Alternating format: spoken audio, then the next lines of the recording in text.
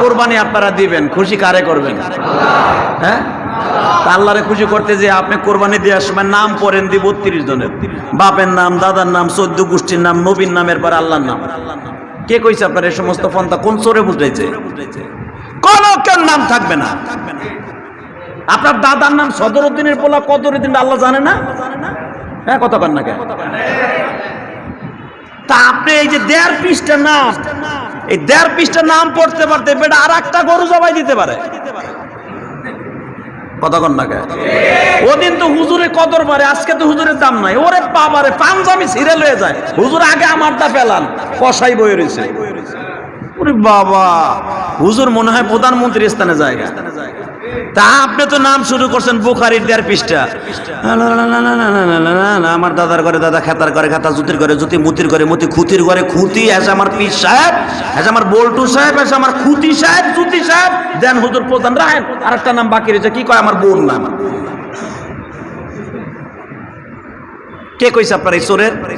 কোন কেউ নাম নয়, হুজুর মারেন আল্লাহর নামে। যদি আপনারটা আপনি দিতে পারেন আলহামদুলিল্লাহ, মারে দেন। আর যদি সাহসে না কুলেন, আর বিশেষ করে যারা নিজেরা কোরবানি দিবেন, যদি আপনার হাত সমস্যা থাকে আপনি যাবেন না। সুন্নাতের বিপরীত হয়ে যেতে পারে। এটা কসার গরু না, এটা জান্নাতি গরু। কোরবানি প্রত্যেকটা পশু জান্নাতি পশু। আল্লাহুম্মা মিনকা ওয়া লাকা বিসমিল্লাহি আল্লাহু আকবার। কি বলতেছেন আপনি দোয়ার ভিতরে? আপনি তো দোয়াও পারেন, আপনি খালি পারেন আল্লাহু আকবার। ওই যে হিকছেন দাদার আমলে, বান্দা মান্দা আমলে হিকছেন আল্লাহু আকবার, ওই ঢুকি। এর ভিতর যে আরো কত দোয়া আছে জানেন? এই জন্যই তো ইমামকে খুঁজতে হয়। কোরবানির গরু আর কসুর গরু এক না, এই জন্য তো আলেম উলামার খুঁজতে হয়।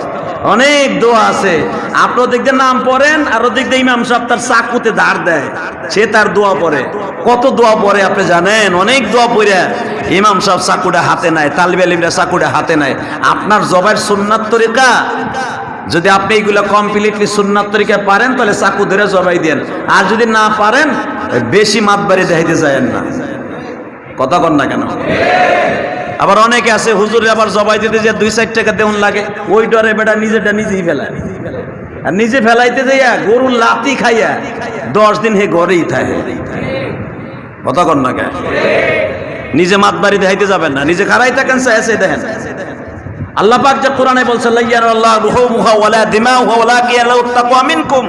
এ বান্দা, আমি তোর গোশত খাই না, রক্ত খাই না, হাড্ডিও খাই না, কিন্তু তোর জবাই দেওয়ার সাথে যখন ঠাস করে রক্তটা বের হয়, দমে মাসফুহ যেটাকে বলা হয়, ফতোয়া স্বামী, দমে মাসফুহ যেটা প্রথম ফ্যাস করে যেই রক্তটা প্রথম চাকুতে পোষ দেওয়ার সাথে যেই রক্তটা বের হয়, এটাই কিন্তু নাপাক। কোনটা বউ আছে, বিয়ে করছে বেটায় 86 বছর বয়স, আপনি বুঝেন না? ইসমাইল জন্মের আগে আল্লাহ অর্ডার দিলেন, এখন তোমার মুসলমানি হতে হবে। ইব্রাহিম আলাইহিস সালাম, আপনারা জানা আছে, তাফসিরে প্রত্যেকটা কিতাবে আসছে, আল্লাহর খলিল নিজের লজ্জাস্থানটাকে নিজে ধরে পাথরের উপর রেখে একটা পোজ দিয়ে কেটে ফেললেন। আল্লাহ কইছে ইব্রাহিম আলাইহিস সালামের 17টা পরীক্ষার মধ্যে এটাও একটা পরীক্ষা। সুবহানাল্লাহ। কি মনে করলেন আপনি? এই যে শুরু হইল, এখন আপনাদের প্রশ্ন আসতে পারে, ইব্রাহিম আলাইহিস সালামের আগে কি যারা যত নবী আসছে, নূহ আলাইহিস সালাম, ইদ্রিস, নূহ আলাইহিস সালাম, তারপরে নূহ আলাইহিস সালামের সন্তানেরা আদম আলাইহিস সালাম, শীস আলাইহিস সালাম, সালেহ আলাইহিস সালাম, আর যত বড় বড় নবী আসছে, এরা কি করছে? এরা কি মুসলমানি করে নাই? অবশ্যই করেছে। নবীর মুসলমানি নবীরা নিজেরাই করেছে। কোন নবীর লজ্জা স্থান পৃথিবীর কারো আজমে দেখে নাই। আমার নবীর মুসলমানি পৃথিবীতে কেউ করে নাই, আল্লাহ পাক করে দেখাইয়া দিয়া দুনিয়ায় পাঠাইছে। আমার নবী মুসলমানি হওয়া অবস্থায় দুনিয়ায়, এটা আমার নবীর জন্য মুআজিজা। তো মেরে ভাই দোস্ত বুজুর্গ, যেটা বলতে চাইছিলাম, আল্লাহকে ভালোবাসতে যে দুনিয়া যা কিছু করার দরকার আছে না নাই? আল্লাহরে খুশি করতে যে যা কিছু করার দরকার তাই করবো, বান্দারে খুশি করার জন্য নয়। কারে খুশি করতে হবে? জোরে কন্ত দেই।